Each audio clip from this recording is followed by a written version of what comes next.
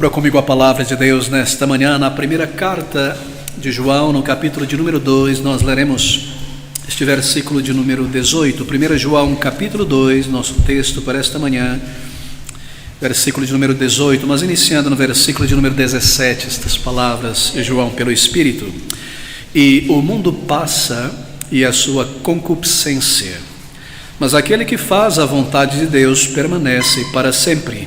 Filhinhos, é já a última hora. E como ouvistes que vem o anticristo, também agora muitos se têm feito anticristos. Por onde ou por isso conhecemos que é já a última hora. Nosso tema nesta manhã, baseado nestas e em outras passagens, é a última hora e o retorno do Salvador. Bem, neste capítulo 2 aqui de 1 João, inspirado por Deus, ele fala sobre o final dos tempos, a manifestação do anticristo, o retorno do Salvador, as bênçãos, a certeza do crente em relação àquele grandioso dia e também a nossa esperança que está firmada na palavra de Deus. Eu creio que este é um tema importante, significante, nós devemos sempre retornar a eles. Mas eu começo com este ponto. É já a última hora, diz João. Mas nós sabemos que o Senhor Jesus Cristo não voltou poucos dias ou poucos meses após ele escrever e declarar estas palavras. O que então ele quer dizer com é a última hora, ou o final dos tempos, o mundo já está passando?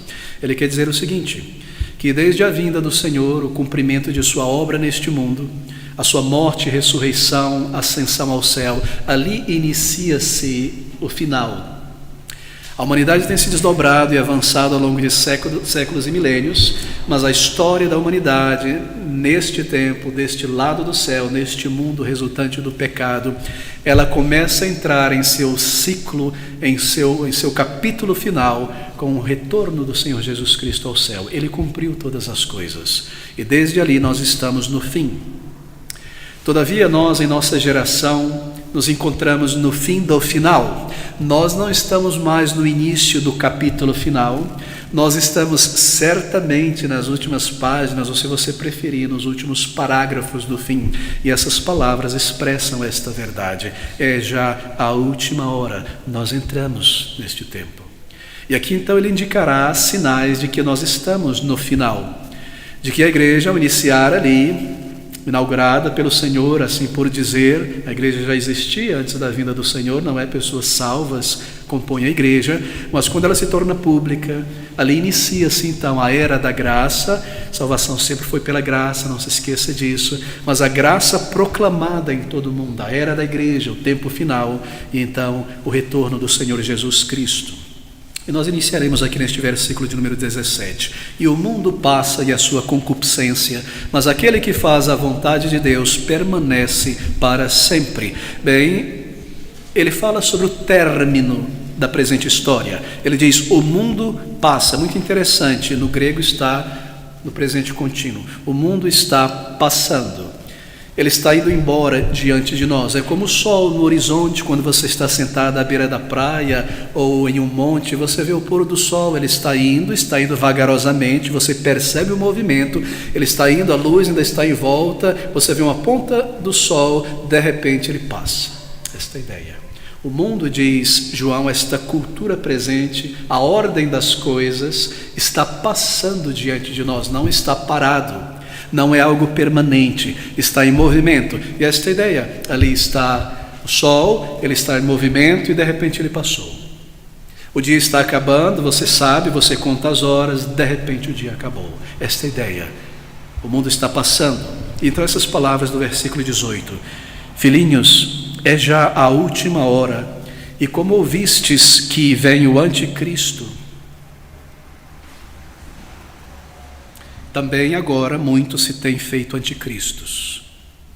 Peço a sua atenção, meu querido irmão, para estas palavras do Senhor Jesus Cristo pelo Espírito.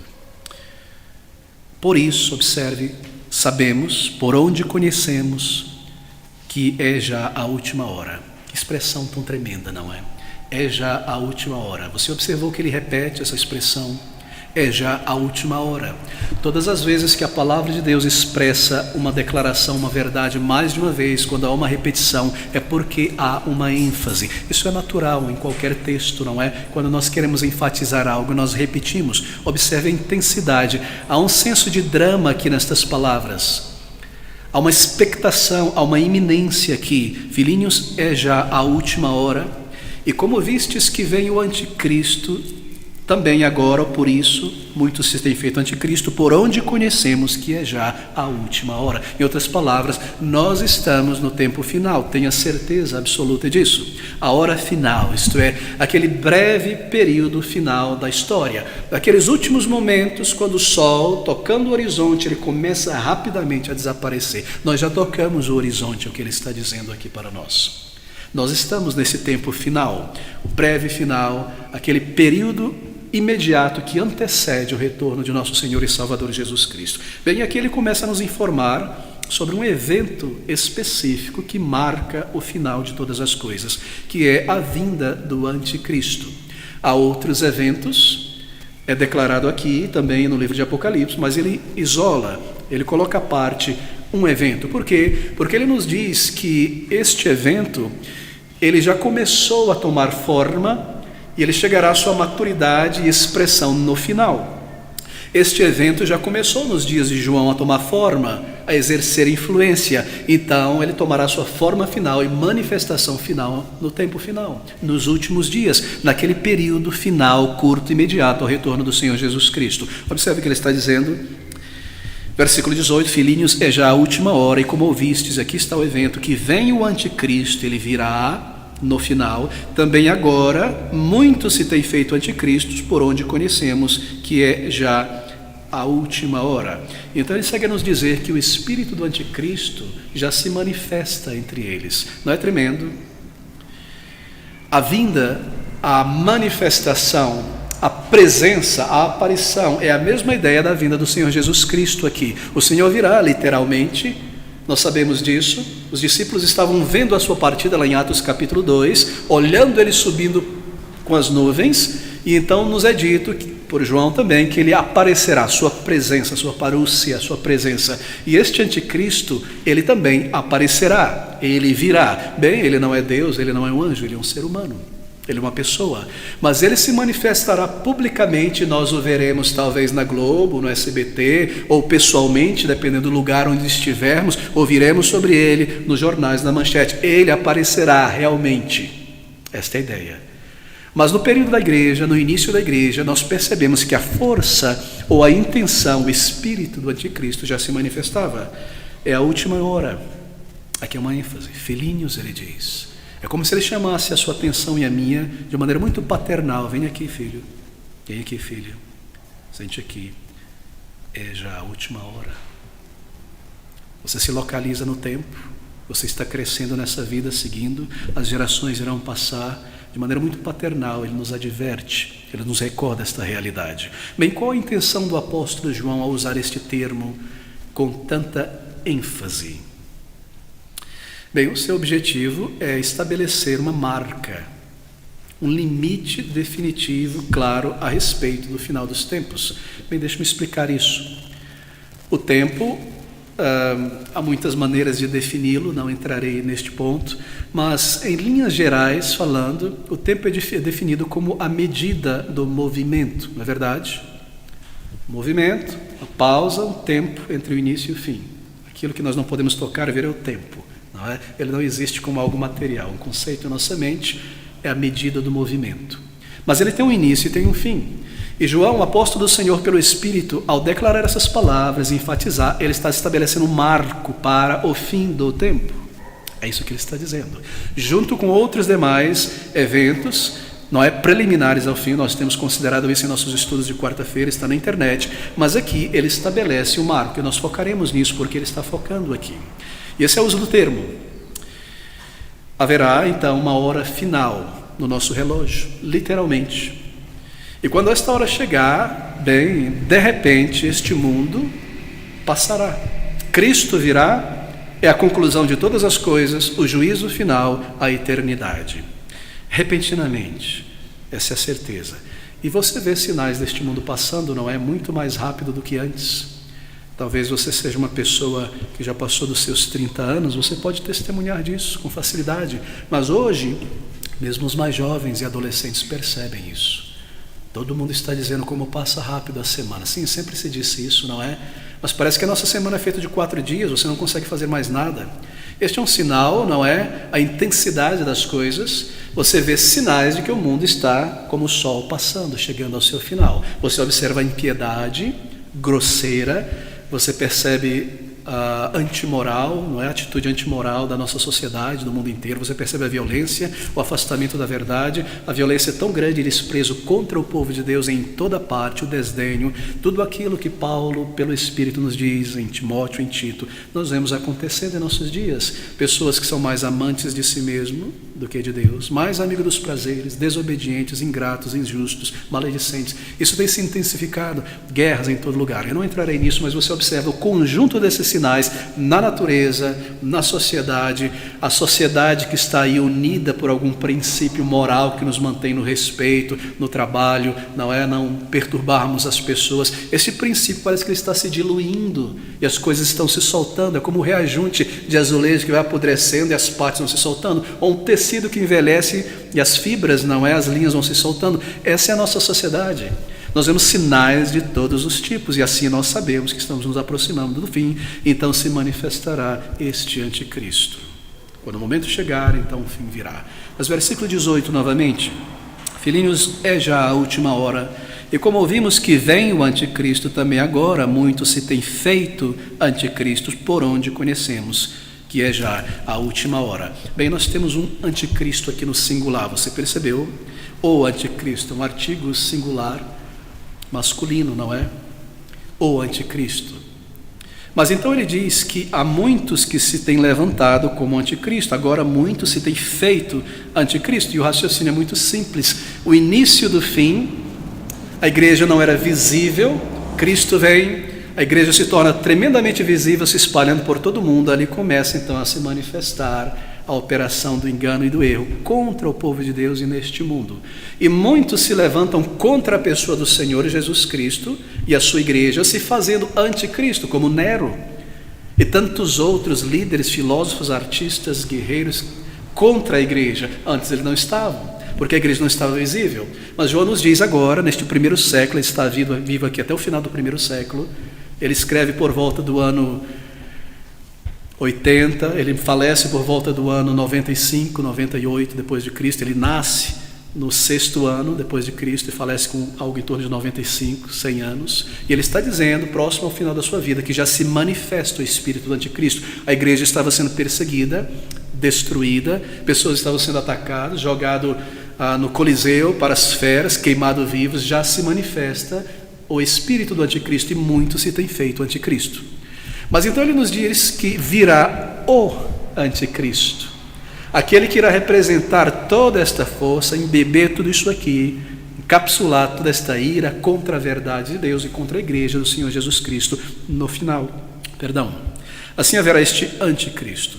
Bem, esse é o foco último daquele período breve do final dos tempos, um grande anticristo, seja uma pessoa, ou seja o anticristo um princípio, uma força. Nós não iremos lidar exatamente com este ponto, mas eu tocarei. Todavia nós lidamos com esse termo, e João, ao falar sobre o anticristo, ele nos diz que isto acontecerá no final. Ele estaria presente logo naquele período final da igreja. Espero que você esteja acompanhando o raciocínio. Há muitos anticristos menores ao longo da história, muitos papas, muitos reis, muitos poetas, não é, que desprezaram a igreja, escreveram, usaram sua pena, sua voz, de maneira poderosa, e influenciaram povos e nações contra a palavra de Deus. Muitos se têm feito anticristos. E assim nós vemos a força deste espírito se formando, que tomará uma pessoa, assim por dizer, e ele encapsulará toda esta violência, todo este desprezo contra o povo de Deus. E por trás dele está Satanás, obviamente. Como ouvistes que vem o anticristo. Quando eles ouviram, quando João os ensinou, provavelmente em Éfeso, quando Paulo os ensinou em Tessalônica, os apóstolos estão sempre repetindo isto aqui. Bem, a pergunta então é esta: o que é um anticristo? Versículo 22. Quem é o mentiroso, senão aquele que nega que Jesus é o Cristo? Ele está falando sobre o anticristo. É o anticristo este mesmo que nega o Pai e nega o Filho. Bem, em outras palavras, observe quem é este anticristo. Isso nos dá algo sobre o seu caráter e a sua pessoa. Ele é um ateu, não é? Leia novamente.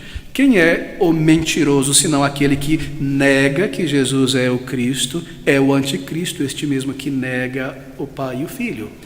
O apóstolo João, inspirado, nos dirá novamente, lá em Apocalipse, que ele se levanta contra toda a verdade, tudo aquilo que se chama Deus ou se adora. Isto é, ele não é um homem religioso, ele não é o Papa. O Papa é um dos anticristos, certamente, que põe a verdade da palavra de Deus de lado e substitui a graça de Cristo pelos sacramentos, e ensina o povo a idolatria. Mas este virá e ele se levantará contra qualquer coisa que adore a Deus, porque ele desejará ser adorado como Deus. Assim, muito provavelmente é um ateu. Ele nega a Deus o Pai. Certamente ele nega que existiu um Cristo, um Salvador que veio ao mundo. Isso tudo é folclore. Nós somos enganados pela história. Nunca existiu tal coisa. Deus vir ao mundo. Nada do tipo. O que é o anticristo, queridos amigos? Bem, ele se encaixa neste capítulo 4, versículo 3. E todo o espírito que não confessa que Jesus Cristo veio em carne não é de Deus, mas este é o espírito do anticristo, do qual já ouvistes que há de vir, e eis que já agora está no mundo. Deixa-me explicar este espírito. Por espírito de anticristo, então quer dizer que tem uma alma, um espírito que está vagando aí, desce um e vira anticristo, desce outro. Não, espírito quer dizer personalidade, força, aquilo que está operando, que irá operar naquele homem, transformando assim, por dizer, em um grande anticristo. E todo espírito que não confessa que Jesus Cristo veio em carne, não é de Deus, mas este é o espírito do anticristo, do qual já ouvistes que há de vir, e eis que já agora está no mundo. Bem, ele está no mundo, este espírito. E muitos têm se feito anticristo, até que se levante esta pessoa, não é, que será levada por tal força a fazer-se um grande anticristo. E nós lemos na palavra de Deus que ele será empoderado por Satanás. Bem, no capítulo 2, versículo 18, nós vemos que as pessoas deste tremendo espírito do anticristo já tinham entrado na igreja no primeiro século. É realmente impressionante que isso tenha acontecido naquela primeira geração, quando o apóstolo João ainda estava vivo.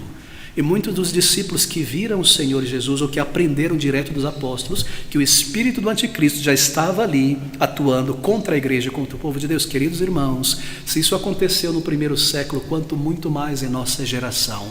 A força do maligno não tem invadido a igreja, dominado a sociedade como nós vemos, quanto mais próximo nós chegamos do final de todas as coisas.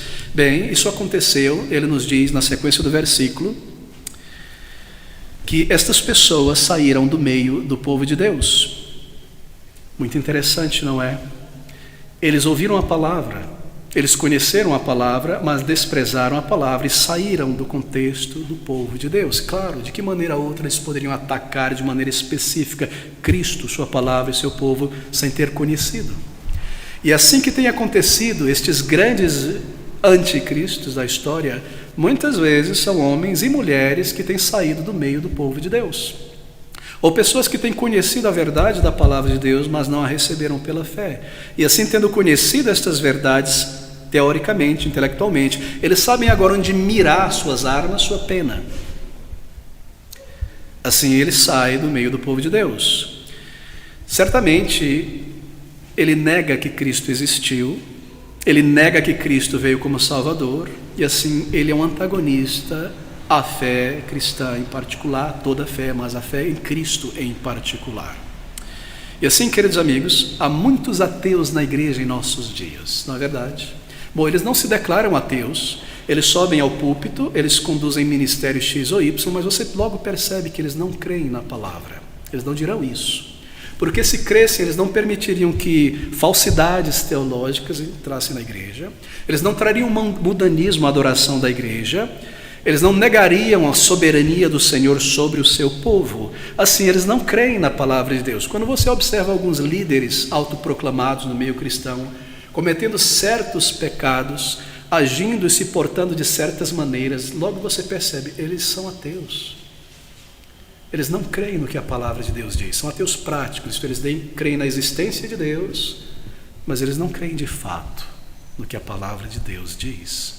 Assim nós vemos muitos anticristos no meio do povo de Deus, e isso se espalhando, são pessoas irreverentes, são pessoas maliciosas, linguagem vulgar, pessoas que vivem atolado no mundo e sobem fétidos ao púlpito para pregar, são pessoas que não somente promovem o erro e o pecado, mas se alegram com aqueles que assim agem.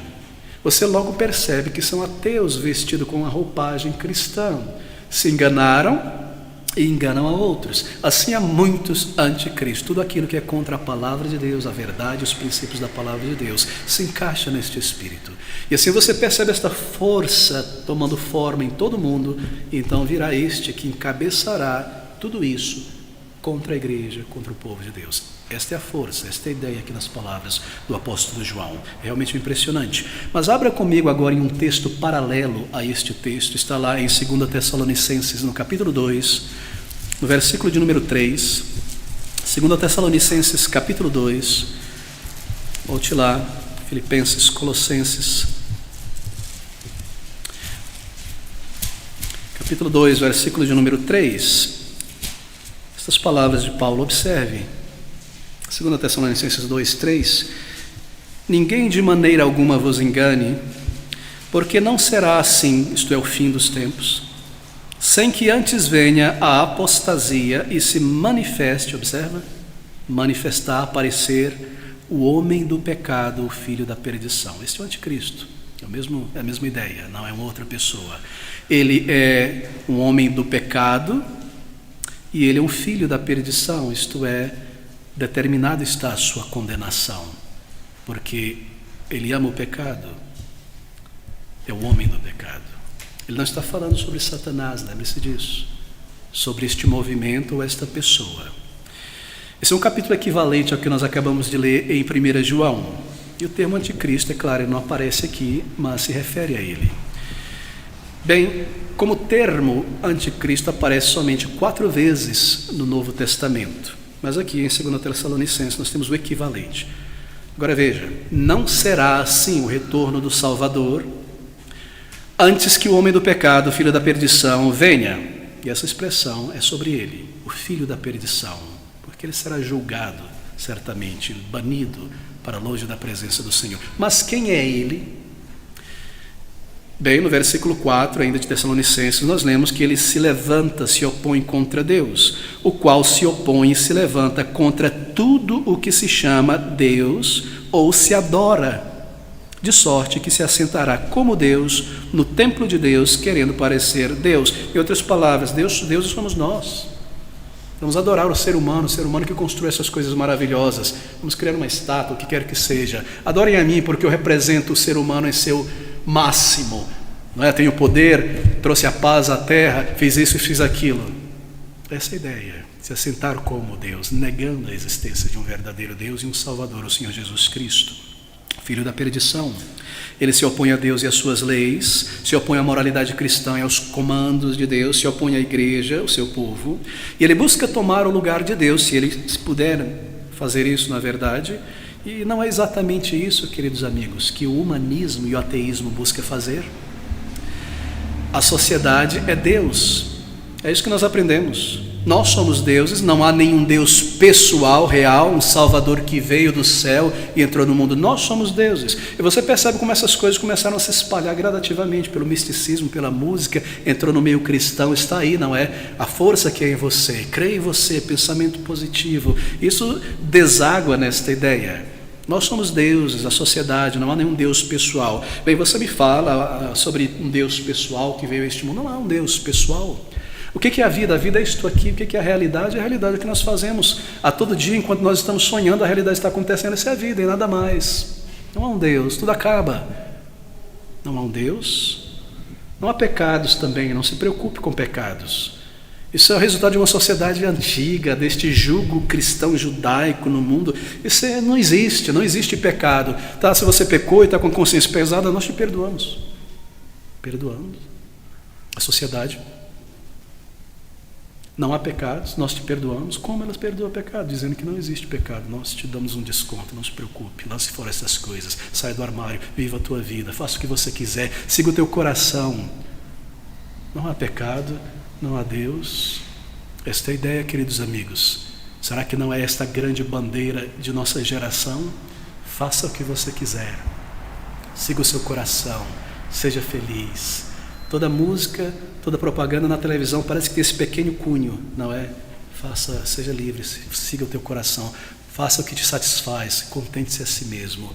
Este é o espírito do anticristo, ensinando e moldando a mentalidade desta geração, preparando o caminho para a vinda deste que encabeçará este movimento contra a igreja. E já está aí, filhinhos, já é a última hora, diz João. E sabemos que é porque o espírito do anticristo já se manifestava ali.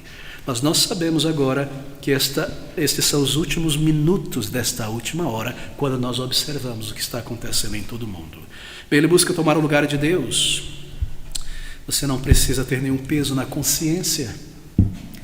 Você se recorda daquela música que nós crescemos aprendendo e de vez em quando volta à sua cabeça, você já passou aí dos 40 anos, tocou por quase 20 anos, todo final de ano. Quero ver você não chorar, nem olhar para trás, nem se arrepender do que faz. Não se arrepende de nada. Você machucou alguém, você traiu alguém, deixa para trás, não se arrependa, siga para frente. Quero ver você não olhar para trás e sentir remorso e a culpa. Lance fora, siga em frente. Nós cantamos isso, essa é uma de milhares, não é? Veja a adoração cristã contemporânea. Meu, para mim, me dará, vou sentir, vou ter, tudo centrado no ser humano. Esse é o espírito do anticristo. Ele vai contra Cristo. E ele entroniza o ser humano como Deus, no centro de todas as coisas. E é assim que ele faz, queridos amigos. Ele toma para si mesmo os direitos de Deus. E é isso que nós vemos propagado na televisão, não é? No cinema, no teatro, na música, nos blogs. Uma sociedade permissiva. É Deus quem permite ou proíbe algo. É Deus que nos dá seus estatutos, mandamentos e lei. Mas aqui está a sociedade dizendo, não, faça isso, você pode, você não tem, fica à vontade. Toma o lugar de Deus, dizendo o que é verdade, o que não é, o que é moral, o que é imoral. Toma o lugar de Deus. Você percebe esta força do anticristo? E nós vemos cada vez mais uma avalanche, não é, de legislações em nosso país. Quem diria uma coisa dessa há 25 anos atrás? Se você se recorda, 20 anos atrás, para cá, a mudança foi numa velocidade incrível, queridos amigos. Por isso, nós sabemos que estamos próximos do fim. Os mais jovens não percebem isso. O passo em que o tempo, assim por dizer, tomava há 25 anos para trás era de 25 anos, 20 anos para cá, ele está saltando. Espero que você entenda o que eu quero dizer, moralmente, economicamente, tecnologicamente, na política, etc, etc. Assim, nós estamos entrando nesta ladeira breve e rápida em direção ao grande fim. E nós vemos isso, princípios que têm sido mantidos e amados pelo povo de Deus ao longo de séculos, não só numa sociedade cristã, mas muçulmana, asiática, princípios universais de respeito ao próximo, de respeito aos mais velhos, de não roubar, matar é algo terrível, adulterar é algo absurdo. Todo mundo tinha isso, até o indígena. Isso agora se diluiu em todas as sociedades. E assim é que ele faz.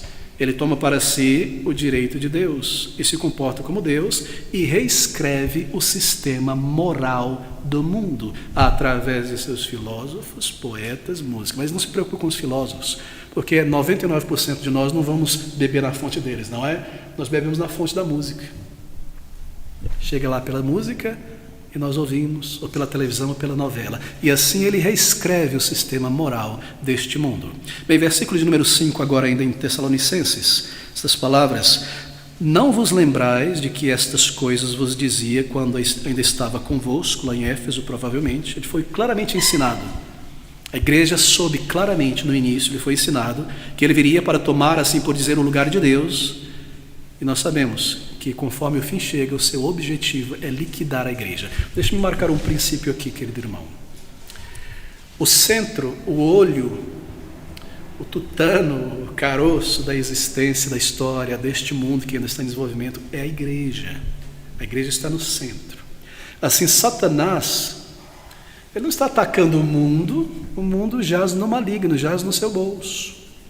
Os seus canhões estão mirados na igreja. E toda esta avalanche de diluição moral tem o objetivo de entrar na igreja.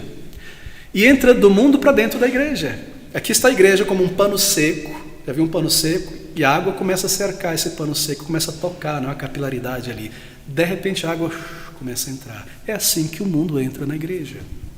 É assim que tem acontecido, vagarosamente, o passo acelerando, quebrando mais um padrão, quebrando mais um princípio, reescrevendo a lei moral de Deus. De repente o mundo na igreja. O que você vê hoje na igreja? Em tantas igrejas, em tantos lugares de adoração. Você vê o rock, você vê o pop, essa cultura pop de nossos dias, não é? Do desleixo, centrada no ser humano. O mundo trazido para a igreja, nas conversações, nas ações. A vida do povo de Deus na igreja é uma coisa, no mundo bebendo da cultura deste mundo. De que maneira nós poderíamos esperar uma coisa dessa? Às vezes é surpreendente para um jovem quando você precisa admoestar e dizer: meu irmão, ao falar com uma irmã, não chamou fulana, mas irmã fulana, irmão Beltrano. Isso é chocante para essa juventude. Olha, você não pode assistir estas coisas. Isso é chocante para a juventude. Eles pensam que nós estamos de outro mundo, mas isso foi regra, um princípio moral do ser humano ao longo de toda a existência. Nós estamos na última hora. Nós chegamos próximos, queridos amigos. Bem, versículo de número 6.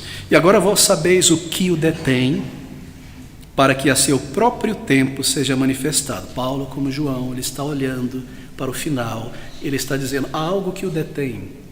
Eles sabem porque Paulo os ensinou, e João também, mas não nos é dito com clareza aqui. E a pergunta então é esta: haverá um último e final anticristo, seja uma pessoa ou um movimento? Isso pode ser ardentemente debatido. Será realmente uma pessoa ou um movimento muito forte? Eu penso que será um imenso movimento que de repente será encabeçado por uma pessoa. Mas nos é dito que algo o mantém, algo o retém de aparecer, de entrar em ação. E ele será um instrumento de Satanás. Não será o próprio Satanás, mas um instrumento. Versículo de número 9. A esse anticristo, cuja vinda é segundo a eficácia de Satanás, com todo o poder e sinais e prodígios de mentira. Você percebe, não será um homem comum. Haverá algo espiritual dado por Satanás a ele. Ele realizará certas coisas que irão convencer as pessoas. Por quê? Porque ele já treinou, Satanás já treinou a humanidade a acreditar em coisas que eles não compreendem. O milagre aconteceu e esta estátua deste santo começou a chorar sangue. Poxa, é verdade, é um milagre, então vamos peregrinar para ali. Esta outra estátua surgiu flutuando no rio, e vamos construir uma imensa catedral e queimar incenso e vela. As pessoas creem em sinais, elas não creem na verdade, elas não abraçam a verdade. Assim, quando o inimigo chegar, Satanás, através do seu anticristo chegar, facilmente elas crerão nele, porque já estão acostumadas a crer não na palavra, mas no que os olhos e os sensos veem. A régua da verdade deixou de ser a palavra de Deus e se tornou revelação. Você percebe como o movimento neopentecostal, pentecostal, igreja emergente está preparando isso, treinando as pessoas a se afastarem do texto, da palavra, a luz que ilumina, e buscando revelações e verdades, e são levados mais por estas coisas. Não me entenda errado, há muitíssimos crentes em Jesus Cristo no meio pentecostal, queridos irmãos, queridas irmãs, salvos pela graça de Deus. Eu estou falando sobre o movimento, o ensino. E você percebe como esses líderes estão ensinando pessoas a deixar de lado a palavra de Deus, serem guiadas pelo senso, uma revelação, ouvi, falou, aconteceu. Quando o anticristo vier, todos estão treinados. Porque nos é dito que este, cuja vinda é segundo a eficácia de Satanás, com todo o poder e sinais e prodígios de mentira. E João nos diz que quando esta mentira começar a se espalhar por toda parte, falsos sinais, todos abraçarão, todos crerão, a não ser aqueles cujos nomes estão no livro da vida. Que buscaram o Senhor, que clamaram por perdão, que encararam seus pecados. Eles serão guardados por quê? Porque nos é dito que maior é o que está em nós, o Espírito Santo que habita em nós, do que este espírito do anticristo que está no mundo e virá com grande força. Assim, não imagine que nós poderemos nos agarrar à religião. Estou aqui firme na igreja, vou morar dentro da igreja e vou. Não, meu querido, é algo interno. É um selo. Você já o buscou de todo o coração? Você já encarou os teus pecados e clamou a Ele por vida, por salvação, pelo Espírito de Deus habitando em você. Você percebe como as coisas estão indo nesta direção. Bem, seja uma pessoa em movimento, algo mantém, algo detém. Então, esse instrumento de Satanás, que não é o próprio Satanás, quando este algo que o detém for tirado, ele se manifestará. Esse versículo 9 é extraordinário. E esse cuja vinda é segundo a eficácia de Satanás, com todo o poder e sinais e prodígios de mentira. Sem dúvida, Satanás, veja você, ele desejaria se encarnar. Observe o raciocínio. No versículo 2, Paulo está dizendo: virá este homem, não é Satanás, algo o detém, ele virá, versículo 9, ele virá com a força, capacitado por Satanás com poder e mentira. Por que isso? Porque certamente Satanás desejaria se encarnar, entrar neste mundo como o Senhor Jesus, ser visto. Por quê? Para ser adorado, para enganar as pessoas diretamente. Mas não lhe foi dado este poder. Ele não pode se materializar, encarnar, tomar um corpo. Ele é um anjo, um espírito. Ele não é Deus, ele não é o Criador, ele não tem poder para isso. E assim, ele levanta um homem seu que o representa em toda a sua malignidade, mentira e astúcia, como ele próprio aqui neste mundo. É segundo a eficácia, nos diz Paulo, de Satanás, e com todo o poder e sinais e prodígios de mentira. Bem, mas não lhe é possível, como eu mencionei, e assim ele cultiva o seu representante. Mas há algo aqui, mais uma vez, que previne que isso aconteça, e é isso que o versículo trata, não é o versículo anterior. Bem, o que é que o previne? O que o previne é personificado aqui. Veja o versículo de número 7. Porque já o mistério da injustiça opera somente a um, que agora o retém até que do meio seja tirado. Percebe? Esse que retém o anticristo e sua aparição é personificado somente a um, que agora o retém. No versículo 6, todavia, não é uma pessoa, é algo. E agora vós sabeis o que o detém. E no versículo 7, há um que agora o retém. E o que isso quer dizer para nós? Bem, que nós não podemos afirmar dogmaticamente que este que o retém é uma pessoa, ou que é um princípio, ou que é um anjo. Porque aqui é o que o retém, e aqui no versículo é um.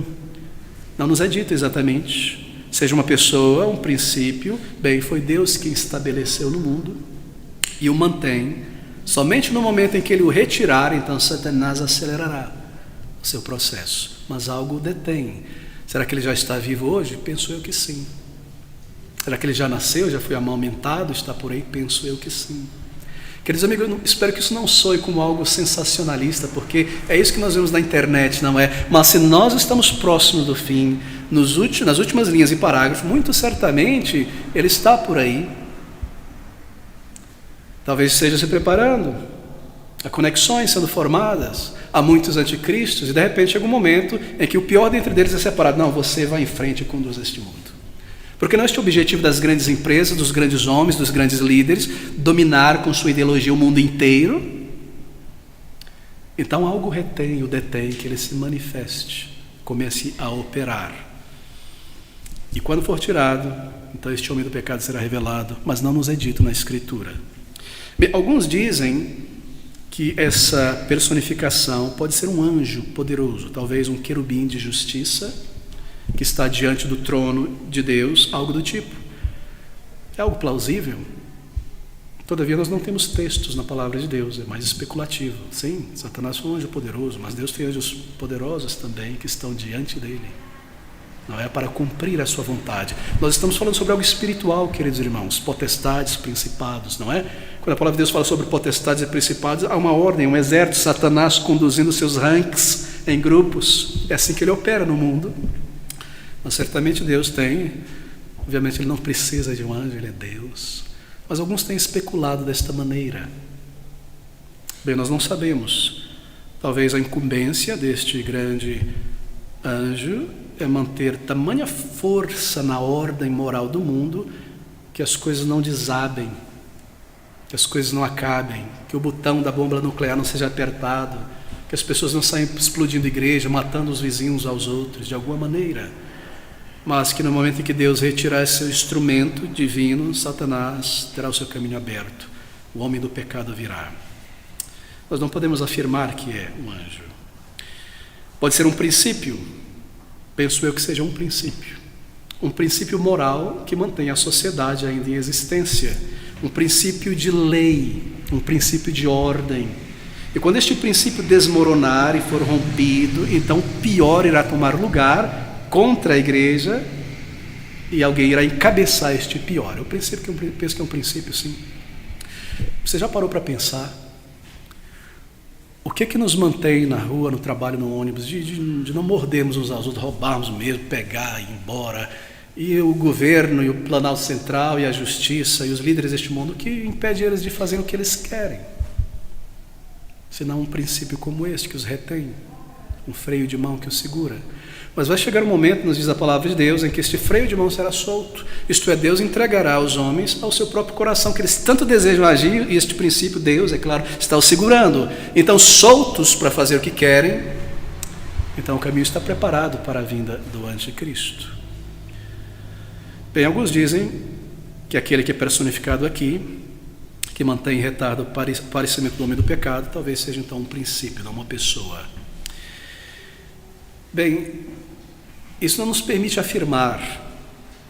Nós temos muitos exponentes do ateísmo em nossos dias, muitos exponentes da antimoral, mas este princípio não permite que eles se expressem em seu pior, em seu extremo. De vez em quando nós vemos, não é alguma coisa absurda acontecer, mas parece que algo é mantido, não é? Quando você convive com pessoas que ainda não nasceram de novo, nós fomos assim. E você pensa, o que está segurando essas pessoas de matar a outra pessoa, de roubar mesmo, de fazer o que quer? Você percebe como isso está acontecendo? Entra na loja, pega o que é meu, tenho o meu direito, essa sociedade me negou isso. Você percebe a força dessas coisas tomando forma no mundo, na igreja. O mundo está passando, nós não estamos parados, estas coisas estão acontecendo diante de nós, por isso sabemos que é o final. Bom, é algo muito plausível pensar que é um princípio que comanda as grandes companhias deste mundo, não é? As grandes empresas de mídia social que espalham conhecimento, informação, estilo de vida agora em todos os países, não há mais barreira de religião, na Ásia, na África, até o índio tem o seu celular. O que domina a mente dessas pessoas? Se não a imoralidade, o materialismo, tudo aquilo que é contrário à vontade de Deus. Não estamos sendo preparados para isso. Este princípio, esta força do maligno operando, mas o Senhor a retém. O princípio de moral e de ordem que ainda mantém estas coisas. No momento em que for retirado, então as coisas irão acontecer com velocidade tremenda. Este é o momento final, a aparição do anticristo, então a vinda do Senhor Jesus Cristo. Bem, nós vemos isso acontecendo agora. Como eu mencionei, nós vemos limites e barreiras sendo destruídas que você nunca imaginaria poderia acontecer. E a sociedade cada vez mais aceitando com uma velocidade incrível tudo que é errado. E a lei e o respeito desaparecendo. Então poderia ser realmente algo do tipo, um princípio que o mantém. Quando for tirado, então é o fim. Mas deixe-me ler o versículo 7, porque já o mistério da injustiça opera, claro que opera. Somente há um que agora o retém até que do meio seja tirado. Bem, você observou esta palavra, porque já o mistério da injustiça opera. É um mistério. Por favor, não me procure depois para conversar e diga, pastor, o senhor pode dizer com clareza quem é o anticristo? Se ele é o Donald Trump, se ele é o presidente da França, quem é? Diz o nome desse boi. Dá o nome ao boi. Não posso lhe dizer. Aqui é um mistério. E foi-nos dito e deixado desta maneira de propósito. O Senhor diz, pode ser isso ou pode ser aquilo. Ele sabe certamente. Mas a palavra de Deus chama de um mistério. Não é algo que nós podemos conclusivamente explicar ou considerar de um modo dogmático. Assim erram aqueles que passam toda a sua vida especulando atrás de nomes, vendo um piscar de olho, é o sinal. Esse é um grande erro. Por que, queridos irmãos? Porque nós não estamos aguardando a manifestação do anticristo. Nós estamos aguardando a manifestação de Cristo. E porque nós estamos aguardando a sua manifestação em vida, nosso trabalho e negócio é alcançar almas, santificar a igreja, edificá-la. Não gastar tempo com especulações. O Senhor sabe, isso irá acontecer, e nós saberemos também, não ficaremos na dúvida, nem no escuro. Somente há um que o retém. Um anjo, um princípio, não nos é dito com clareza. Versículo 8, então nós avançamos. E então será revelado o iníquo a quem o Senhor desfará pelo espírito da sua boca e aniquilará pelo esplendor da sua vinda. Estas palavras são tão belas. Você sabe o que está sendo dito aqui, meu querido irmão. Estas coisas lhe causam algum temor. Nos é dito que no momento em que ele se manifeste, põe as garras para fora, o Senhor virá. E então se revelará o iníquo a quem o Senhor desfará pelo espírito da sua boca, aniquilará pelo esplendor da sua presença, da sua vida. Não haverá guerra. Não haverá Cristo combatendo Satanás, uma luta greco-romana, mano a mano. Não. Cristo é Deus, o eterno Deus, e a sua própria presença, o esplendor da sua santidade, poder e glória, o aniquilará. E então será revelado o iníquo a quem o Senhor, este é Jesus, desfará pelo espírito da sua boca a sua palavra, banindo-o com a palavra, lançando na condenação, e aniquilará pelo esplendor da sua vinda.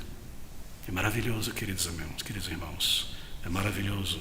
E a implicação é essa, que este anticristo, uma pessoa, um movimento, ele não estará aqui por muito tempo, não. Logo que ele se revele, logo que ele apareça de maneira clara e visível, e todos saibam, e a igreja saiba, ali está, então será o fim dos tempos. Ele será julgado, será destruído, e uma vez que isso se materializar, então será o final de todas as coisas. Bem, soa difícil para você? Talvez você foi formado, cresceu ouvindo a seguinte história: o Senhor vem invisível para a igreja sobe, todo mundo é deixado para trás, 1000 anos, guerra, não, o Senhor volta, visível para este mundo, reina por 1000 anos, e no final de 1000 anos haverá uma grande guerra do Armagedon lá em Israel. Ou seja, o final termina com guerra, mas aqui diz que terminará sem guerra. Não, é muito simples. Nós estamos nos dirigindo a este ponto final, e tudo acontece ali, simultaneamente. A manifestação do anticristo, a vinda do Senhor, a ressurreição de todos os mortos, o julgamento de todos diante do Senhor, o final deste mundo e a reconstrução. Tudo ali naquele ponto. Não haverá um espaço de 1000 anos, 3 anos e meio, 3 anos e aquilo. Nós estamos indo nesta direção, estas coisas estão brotando, elas se manifestarão e o Senhor vem. Então será revelado o iníquo a quem o Senhor desfará pelo espírito da sua boca e aniquilará pelo esplendor da sua vinda. Bem, de volta ao versículo de número 4 agora. O qual se opõe e se levanta contra tudo o que se chama Deus ou se adora, de sorte que se assentará como Deus no templo de Deus, querendo parecer Deus. Bem, é uma pessoa, um movimento? Nós não sabemos. Mas veja a força que ele tem. Ele é referido como uma pessoa, palavras, condução, dirigindo, não é? Comandando, dizendo para que direção. As pessoas já estão pedindo por um líder mundial há muito tempo, não é? Ou um movimento, muito provavelmente um movimento, encabeçado por alguém. E aqui o último estágio, o final, não é? O movimento final do humanismo, do ateísmo ferrenho contra Deus, contra Cristo, contra a sua igreja. E através dessas forças terrenas, pelos seus formadores de opinião, companhias, políticos, empresas, etc., etc., não é? Pessoas com um propósito único, guiados por Satanás, não possessos por um demônio, mas guiados pelo Espírito Satanás, pela mentira, isto é, que domina os homens. Então, o final de todas as coisas. Agora volte ao nosso texto, tendo completado aqui para 1 João, onde nós iniciamos, porque é algo maravilhoso para nós aqui. 1 João 2, versículo de número 18.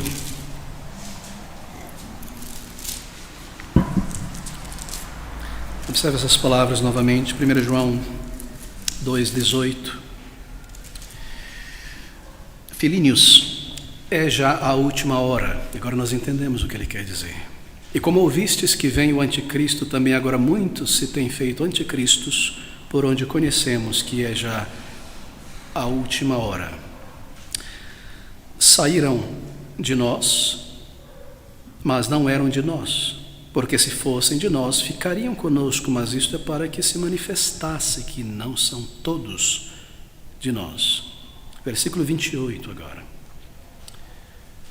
E agora, filhinhos, permanecei nele, em Cristo, para que quando ele se manifestar, entrar no tempo e no espaço novamente, tenhamos confiança e não sejamos confundidos por ele na sua vinda. O que isso quer dizer? Quando ele se manifestar, quando ele fazer-se visível novamente em sua segunda vida, tenhamos confiança. No grego é ousadia no falar, esta é a ideia no grego, confiança. Ele retornará, querido amigo. Não 2 vezes, mas uma única vez. E a Bíblia ensina que quando ele voltar, nesta última e única vez, tudo aquilo que acontecerá no final irá acontecer simultaneamente. Mas há algo que nos diz aqui que pode trazer uma certa ansiedade. Tenhamos confiança, diz João. Isso é tremendo, não é? Talvez você se pergunte, pastor, por acaso o crente, ele será julgado também, passará pelo julgamento? Serão todos os pecados de uma pessoa salva expostos ali diante de todo mundo? Que coisa terrível pensar assim, pastor. Que coisa horrível. Passarmos pelo julgamento junto com os demais. Será assim? Não de acordo com o apóstolo João na palavra de Deus. Ele diz neste versículo 28, estas palavras: e agora, filhinhos, permanecei nele, para que quando ele se manifestar, tenhamos confiança. É tremendo, não é? Tremendo. Por que nós teremos confiança diante do juiz de toda a terra? Porque nós não estaremos tremendo, com a consciência nos acusando, com terror. Porque todos os nossos pecados já foram removidos por ele. Porque já fomos lavados, redimidos por ele, que julgará toda a terra. Por isso nós teremos confiança quando ele se manifestar. Nós não diremos como muitos: caiam os montes sobre mim, me enterrem, me afastem da visão santa do Cordeiro de Deus. A nossa consciência não gritará dentro de nós naquele grande dia. Nós teremos confiança. Esse é o sentido, e é maravilhoso, e é tremendo. Todos os nossos pecados perdoados. Nós não compreendemos, não é? O quanto o Salvador nos amou, o quanto ele alcançou, o quanto ele sofreu, o que ele fez por nós. E naquele dia, então, protegido debaixo das suas asas, da ira, levados para o seu lado, nós poderemos enfrentar este grande julgamento, porque nós estaremos ali, não para sermos julgados, mas nós estaremos no grande julgamento. Ali, debaixo das suas asas, temos confiança no Senhor. Volte agora ao capítulo 3, versículo 2 de 1 João. Estas palavras: amados, agora somos filhos de Deus, e ainda não é manifestado o que havemos de ser, mas sabemos que quando ele, Cristo, se manifestar, vir, seremos semelhantes a ele, porque assim como é, o veremos. Nós seremos como ele, isto é, nós receberemos corpos glorificados como ele recebeu na sua ressurreição. E se nós já estivermos lá antes da vinda dele, nós desceremos com ele. O povo de Deus que está aqui subirá, e todos nós seremos transformados, recebendo corpos espirituais gloriosos como ele. Ao sermos levados para o Senhor, então para um novo céu e uma nova terra. E nós seremos com ele, bem, não exatamente como ele, porque ele é Deus, mas nós teremos esses corpos glorificados. Você, querido irmão e irmã, terá um corpo perfeito, de saúde, completo, sem decadência física. Nenhuma célula irá morrer. Por quê? Porque será uma biologia tão diferente nesse novo corpo. Não haverá decadência, não haverá a segunda lei da termodinâmica, o princípio da entropia, que tudo está se desmoronando, tudo será mantido. Um novo corpo. Somente valor neste corpo, dignidade. Não haverá mais essa contradição entre a mente querendo servir a Deus e este corpo desejando o pecado. Não, eles serão unidos em acordo. Tudo isso preparado para aqueles que amaram a Deus, para aqueles que esperaram nele. Por quê? Porque nós teremos confiança, nós teremos ousadia na presença do Senhor. Nós seremos como Ele. A sua mente será emancipada, seu intelecto será magnificado, teu entendimento será aumentado, a tua memória será infalível, não haverá desejos carnais, pecaminosos, não haverá mais colisão, não é? Divisão, uma parte desejando algo, uma parte desejando outra coisa. E assim, em muitos aspectos, nós seremos como nosso amado Salvador. Versículo de número 17 do capítulo 4 agora. Nisto é perfeito o amor para conosco, para que no dia do juízo tenhamos confiança, porque qual Ele é, somos nós também neste mundo. Esta é a verdade da palavra de Deus. Qual é, somos nós neste mundo? O que isso quer dizer? Bem, se você é um crente, se você está seguro disso, no que se refere a este mundo, você agora é como o Senhor. Você não pertence mais a este mundo e você sabe disso. Porque tal como Ele é, somos nós neste mundo. Nós não pertencemos mais aqui. Você tem um relacionamento com teu Deus, isso é tudo para você. Você tem consideração pelas pessoas, mas a tua fé muitas vezes é desconsiderada e desprezada muitas e muitas e muitas vezes, tal como Ele é, tal como Ele foi, tal como Ele agora é desprezado pelo mundo. Nós somos aqui. Se você pensa sobre o fim de todas as coisas, a glória eterna, o que está nos esperando em poucos dias, poucos meses ou poucos anos, então isso te dá uma perspectiva, não é? Nesta vida. Então os problemas tremendos, eles tomam um lugarzinho pequeno devido.